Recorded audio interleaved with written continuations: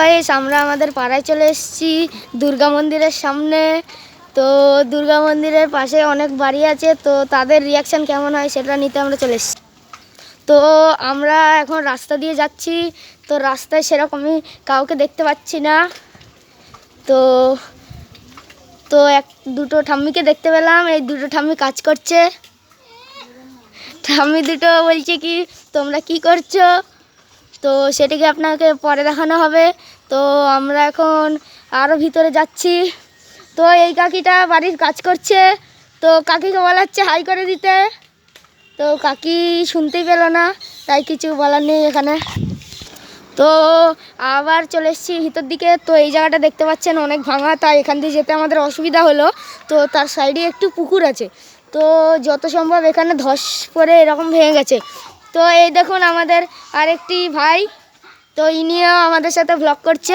আর এই যে আমাদের সেই মন্দির, এখানে সব ছোটরা মিলে খেলা করছে, তো তাদের খেলা একটু আমরা দেখব।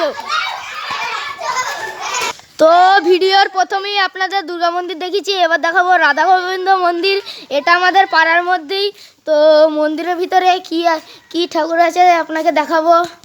তো এবার দেখুন, তো কারেন্ট না থাকায় আপনাকে এটি দেখাতে পাচ্ছি না। তো যদি দেখতে পেয়ে থাকেন তাহলে কমেন্ট করে জানাবেন। তো আমরা এখন এই রাস্তা দিয়ে যাব, এই রাস্তায় কি আছে না আছে সেটাকে আপনাকে দেখানো হবে। তো ভিডিওটা ভালো লাগলে লাইক এবং সাবস্ক্রাইব করে দেবেন। আর যদি আমাদের এই ভিডিও করতে কোনো প্রকার ভুল হয় তো কমেন্ট করে জানাবেন এবং ক্ষমা করে। তো হ্যালো গাইস, আমরা এই রাস্তায় চলে এসেছি।